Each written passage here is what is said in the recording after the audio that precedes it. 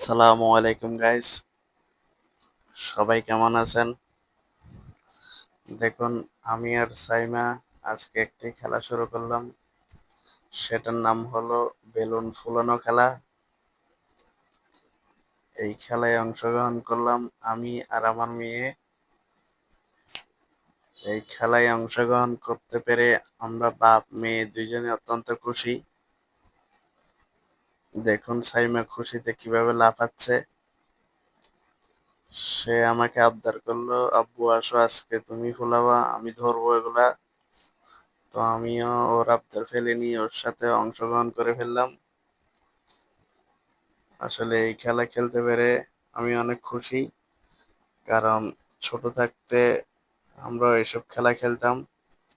আর আপনারা কারা কারা এসব ধরনের খেলা খেলতেন কমেন্টে জানাবেন।